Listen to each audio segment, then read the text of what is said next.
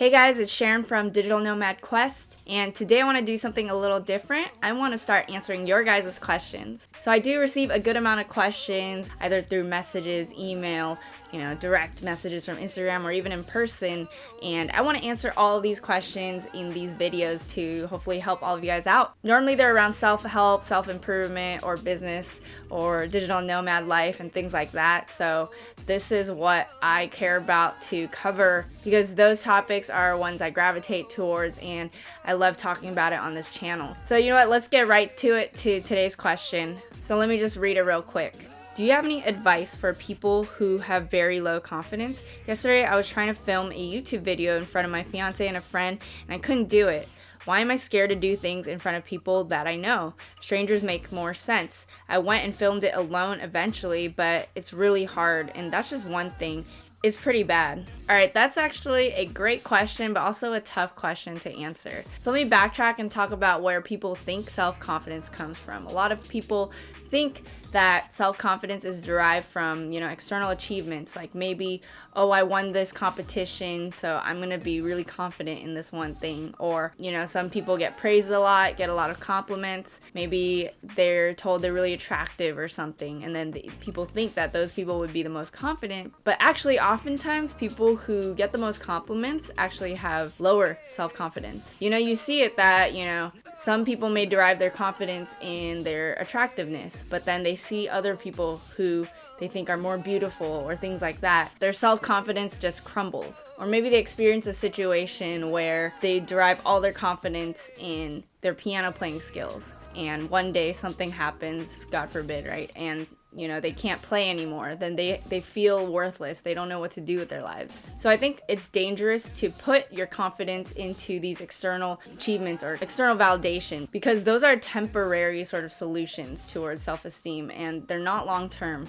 You see those people walking the room with very secure, not really worrying about what people think and not anxious at all. Those are the people who have the true self-confidence. It might not be that they're the most attractive person or the smartest person in the room, but they've actually accepted themselves and they love themselves, right? Alright, first tip is to be kind to yourself and accept yourself, because a lot of people have the tendency to beat themselves up about not being at a certain place in their lives. Like, oh, I need to hit 5 mil net worth by age whatever, and then they start beating themselves up because they're not there yet. Or, I shouldn't have said this, and then you start beating yourself up about saying the wrong things. They just feel like they need to be in a different place. But when you actually love yourself and accept yourself for who you are and stop saying the words should, that's when you have that internal confidence where you don't really care what other people think, or you don't really care that you're at this place while other people are at a different place in their lives. Maybe you think they're ahead of you, but we're all on different journeys, right? So there's no point in really worrying about what other people think or worrying that other people are judging you, because we're all on different paths and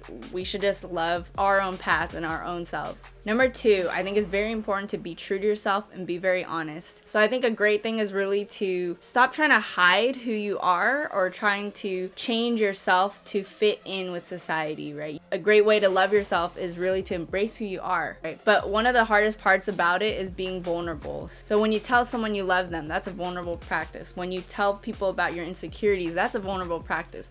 But that's when you actually are real with yourself and you're true to yourself. And when you're true to yourself, you will love that version of yourself. You're not attaching shame to your own self because you're not trying to hide it by being someone else. You're embracing all of you. That's a very important factor for self-confidence. And number 3, I think you should challenge yourself and always grow as a person. In my case, I've started doing stuff that really challenges me and puts me in uncomfortable situations. So for example, I started taking improv classes, which scares the hell out of me, right? But I know that I have a fear of public speaking, and speaking on stage, even like talking to this camera right now, is kind of scary. I also fear one-on-one conversations. I feel like I'm not that witty. So by taking these improv classes, I'm really able to challenge those aspects about myself. And then I realized that I'm not that bad. And then I realized that it doesn't really matter matter what people think. And after taking almost 4 months of improv, I realized that like the more I do it, the more comfortable I am with speaking, as well as I start beating myself up a lot less now. I just don't really care as much what people think. You know, it's not like I'm totally over these fears, but it's like the more I challenge myself in these uncomfortable situations, the more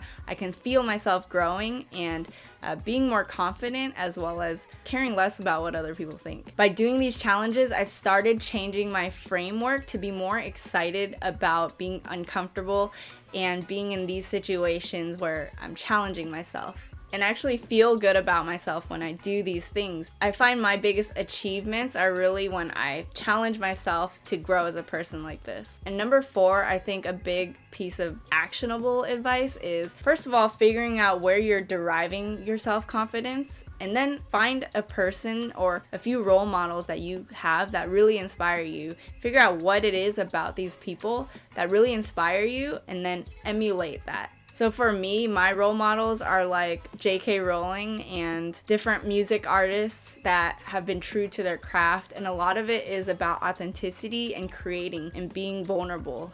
And a lot of the people that I really respect are the ones that are very true to themselves. They have persisted through times of hardships, and they're creating things in the world. So I find that those are the things that I really love about people that I really respect. So then I started doing those types of things. So then once you've identified what those things are that you respect about people, just start doing those things yourself. So I do really respect when people challenge themselves in ways, open themselves up where they know that they're not very good at something, and they decide to challenge themselves to get better at those things or feel more comfortable. And when I reflect on my progress with improv class, then I feel really proud of myself, right? So I think when you identify those things that you love about people, that you respect, and then put that in yourself, you're going to start loving yourself a lot more as well, and respecting yourself a lot more. So I hope that answers the question about self-confidence, but specifically in her question, she also talked about video, and I wanted to address that. So she talks about how she was scared to do it in front of close friends and family, and I totally get that, because those are the people that you care the most about their opinions. You love them, right? So I'm going to do an improv performance soon, and I'm still debating whether or not to invite my loved ones, because I am scared about, messing up in front of them, right? But I also feel like the more you do stuff that's scary like that, the better you are, the more confident you are going to be, because the more you care less about what others think, and you just do what,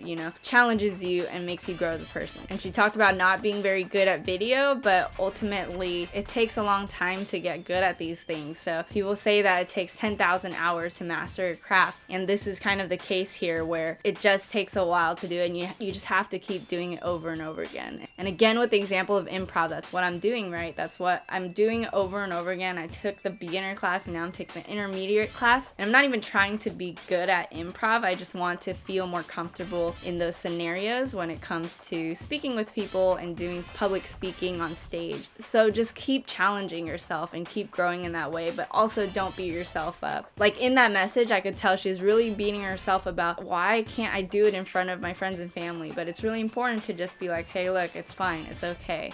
Just accept yourself and love yourself. And anyway, I hope you guys enjoyed this video, and don't forget to subscribe to the channel, hit that bell button to be notified of my latest videos, and I'll see you guys next time.